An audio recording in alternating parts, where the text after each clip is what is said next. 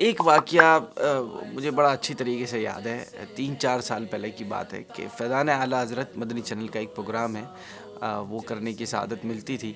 تو 3-4 سال پہلے لوگوں کے میسیج آ رہے تھے کہ امیر اہل سنت سے بھی وقت لے، دیگر مبلغین بھی آتے تھے، 25 دن لائیو ہوتا تھا، تو لائیو میں امیر اہل سنت کے لیے ڈیمانڈ آ رہی تھی۔ تو ہم نے کہا امیر اہل سنت سے وقت لے لیتے ہیں، 20-25 منٹ یا جتنی دیر بھی امیر اہل سنت وقت دے سکیں۔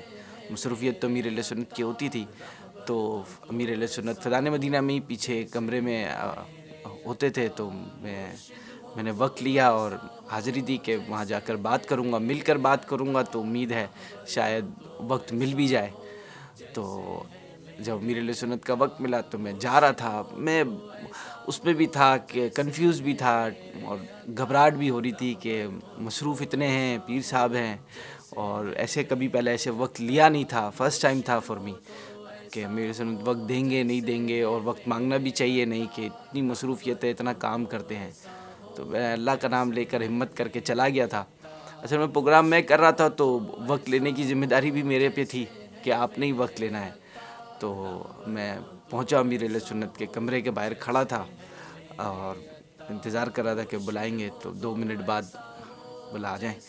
امیر اہل سنت کے کمرے میں حاضر ہوا تو میں نے کہا حضور آپ سے فیضان اعلیٰ حضرت ایک پروگرام ہم کر رہے ہیں۔ میں نے پھر پورے پروگرام کی تفصیل بتائی، کہا کہ آپ کا کچھ دیر وقت چاہیے اس پروگرام میں لائیو، 15-20 منٹ 25 منٹ جتنی دیر بھی آپ آ سکیں۔ میں نے تو یہ کہا تھا کہ حضور پروگرام بھی آپ کا ہے، جتنی دیر آپ وقت دے دیں، پورے پروگرام میں ہی آپ وقت دے دیں تو کمال ہو جائے گا۔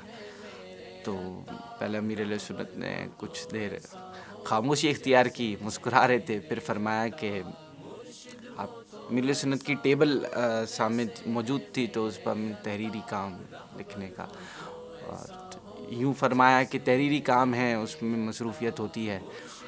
تو میں کہا نہیں بس مجھے اندازہ ہے کہ آپ کی واقعی مصروفیت ہوگی، اور بس میں اسی لیے حاضر ہوا تھا اگر کوئی وقت مل جائے تو۔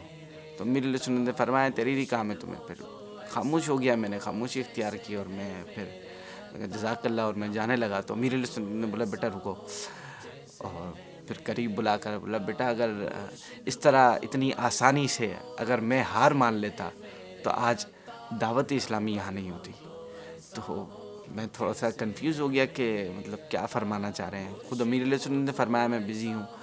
تو پھر امیر اہل سنت نے دوبارہ فرمایا کہ بیٹا جب وقت مانگنے جاؤ نا، یا کہ کوئی کام کے لے جاؤ یا کسی چیز کے لے جاؤ، تو اتنی آسانی سے ہار نہیں مان لیا کرو، اتنی آسانی سے مان نہیں جایا کرے، تھوڑا سا پیچھے پڑنا پڑتا ہے، تھوڑا سا لگنا پڑتا ہے، تھوڑی سی کوشش کرنی پڑتی ہے، ایفرٹ کرنی پڑتی ہے، اتنی آسانی سے ہر چیز مل نہیں جایا کرتی، نہ ہی دعوت اسلامی اتنی آسانی سے ملی ہے۔ اور جب امیر اہل سنت نے یہ فرمایا تو میں نے پھر گستاخی کی کہ میں نے کہا حضور اب تو میں وقت لے کر ہی جاؤں گا۔ تو اس پر امیر علیہ سنت نے فرمایا اب یہ میرے پہ اب نہیں چل پائے گا، کسی اور پہ چلانا۔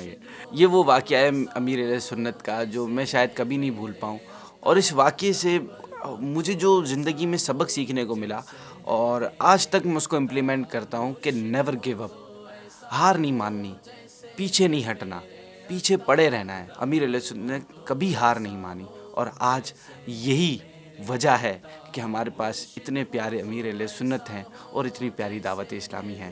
اللہ پاک امیر اہل سنت کا سایہ ہم پر تا دیر قائم و دائم رکھے۔ آخر میں انگلش کا ایک کوٹ یاد آ رہا ہے، اس پر اینڈ کرتا ہوں میں، کہ کہاوت ہے کہ if there is a will there is a way، یعنی اگر آپ کو کسی چیز کو پانے کی چاہت ہے، لگن ہے، تو وہ چیز آپ حاصل کر کے ہی رہیں گے، کوئی نہ کوئی راستہ مل ہی جائے گا انشاءاللہ۔ ہو جیسے ہے میرے عطار، رہبر ہو تو ایسا ہو جیسے ہے میرے عطار۔